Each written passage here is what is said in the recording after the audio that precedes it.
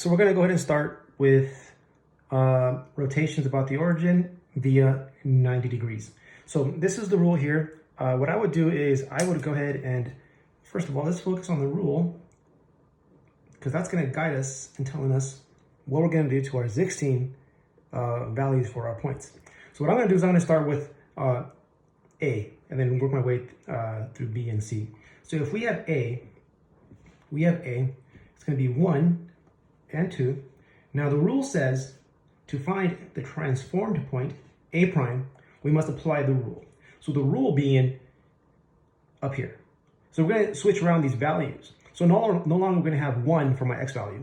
According to the rule, it's going to be the value of y, but a negative symbol. So negative 2, and then the value of y now becomes the value of x. So we have that point. So now we got to go find where that lies. So let's go ahead and count.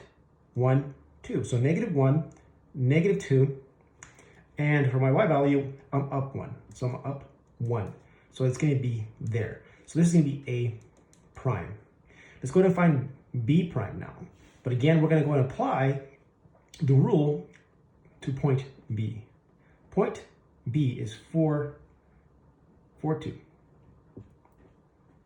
Okay, 4, 2. Now let's go ahead and apply the rule right up here.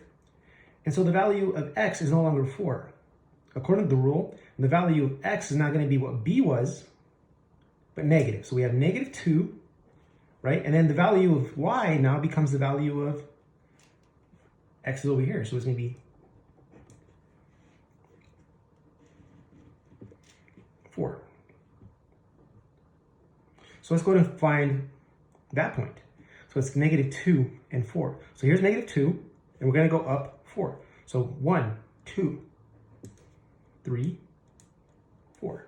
So negative 2 and 4. Again, that's going to be B prime. And there it is. Let's go ahead and find C prime. So we find C.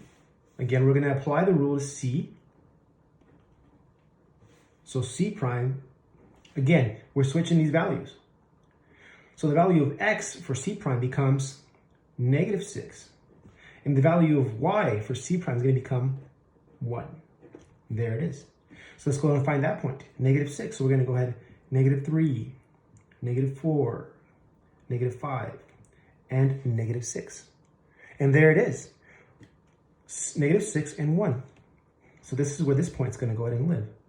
So we have A prime, B prime, and C prime. And now we're going to go ahead and connect our points via lines, creating segments. And there we go.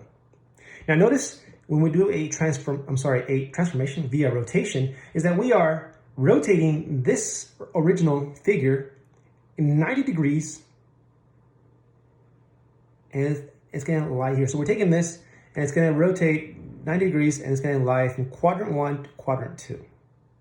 So that's how we do rotations via our given rules. Now, every rotation has its own set of rules with regards to 90 degrees, 180 degrees, and finally 270 degrees.